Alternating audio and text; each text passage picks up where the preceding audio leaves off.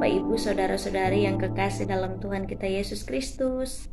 Jumpa lagi kita saat ini dalam perenungan firman Tuhan yang diambil dari kitab Perjanjian Lama, kitab Yehezkiel, pasal yang ke-29 ayat yang ke-17 hingga ayat yang ke-21. Di bawah judul perikop Mesir menjadi upah Nebukadnezar. Saya bacakan satu ayat bagi kita. Saya ambil dari ayat yang ke-20, demikian. Aku akan memberikan kepadanya tanah Mesir sebagai pahala atas pekerjaan yang dilakukannya, sebab mereka telah bekerja bagiku. Demikian firman Tuhan Allah. Saya membuat tema kecil untuk renungan firman Tuhan bagi kita, ialah Tuhan berdaulat atas seisi dunia.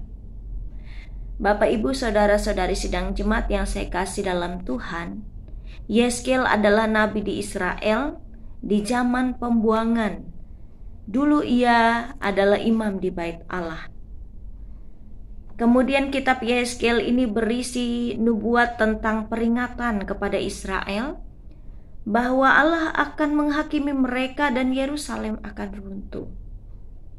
Kemudian tentang penghakiman kepada bangsa-bangsa yang menindas dan menyesatkan umat Tuhan, membungkam bangsa-bangsa yang angkuh, kehancuran bagi bangsa-bangsa yang melawan Allah, mengandalkan kekuatan dunia, dewa-dewa, kesombongan dan keangkuhan mereka dengan powernya akan runtuh.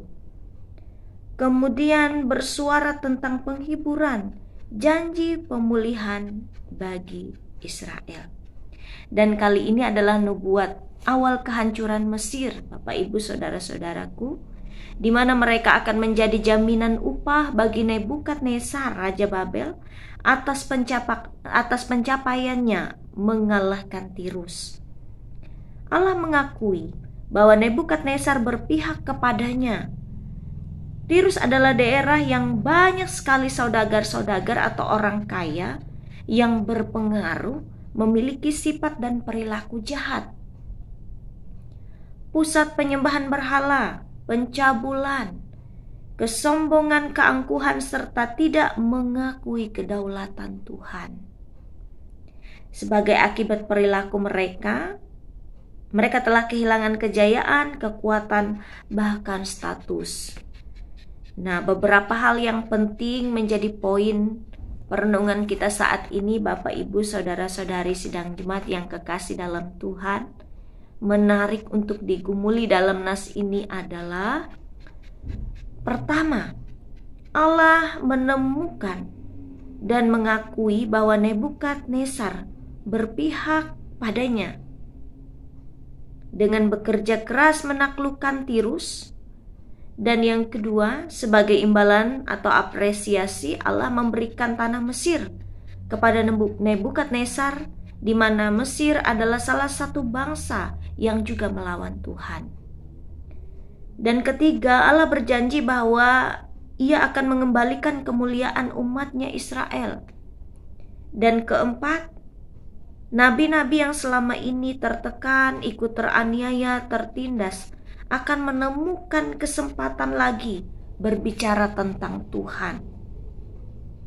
Dan semuanya semata-mata ingin menunjukkan siapa Tuhan bagi orang yang melawannya dan juga bagi orang-orang yang mengandalkannya. Tuhan adalah lawan bagi orang-orang yang melawannya dan pembela bagi orang-orang yang berada di pihaknya. Dan Bapak Ibu sidang jemaat yang kami kasih dalam Tuhan kita Yesus Kristus, apa hal yang bisa kita pelajari dari kebenaran firman Tuhan untuk kita sekalian pada saat ini dan seterusnya ketika kita menjalani kehidupan?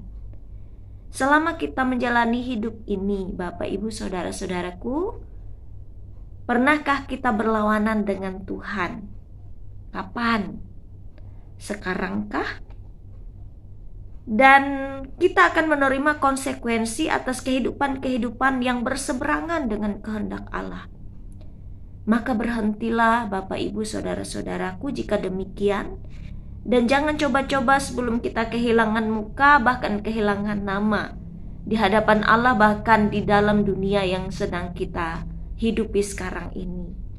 Berhentilah dari kesombongan, keangkuhan, pengandalan diri, sifat-sifat hidup yang menindas, menginjak damai sejahtera orang lain, dan apalagi yang mencemari nama Tuhan.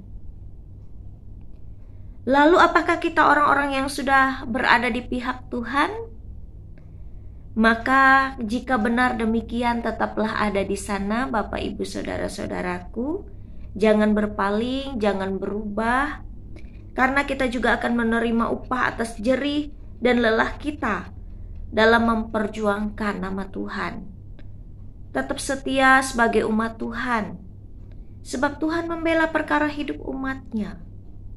Sebagai hamba-hamba bagi Tuhan, jangan kita berhenti menyuarakan kebenaran, karena kebenaran yang kita lakukan di dalam Tuhan akan membawa pengaruh besar dalam kehidupan hambanya dan kita sekalian umatnya yang mau taat dan hidup benar di hadapan Tuhan. Semua orang akan tahu siapa Tuhan yang sesungguhnya. Dia berkuasa, dia berdaulat, dia tidak tertandingi, dan jangan coba-coba menjadi lawannya, karena tidak akan ada satupun orang yang bisa berlawanan dengan Tuhan. Tuhan Maha Kuasa, Tuhan berdaulat atas kita dan seisi dunia ini. Tuhan memberkati kita sekalian, memberkati firman-Nya. Amin. Mari kita berdoa, kita ucap syukur atas firman Tuhan. Tuhan, terima kasih untuk kebenaran firman-Mu yang sudah kami dengar. Jangan kiranya kami menutup mata, menutup telinga, menutup hati. Tapi biarlah kami bisa mengkoreksi hidup kami di hadapan Tuhan melalui firman-Mu. Jika kami adalah orang-orang yang selama ini berlawanan dengan Tuhan, biarlah firman ini menjadi peringatan bagi kami bahwa tidak ada seorang pun yang dapat menandingi kuasa Tuhan.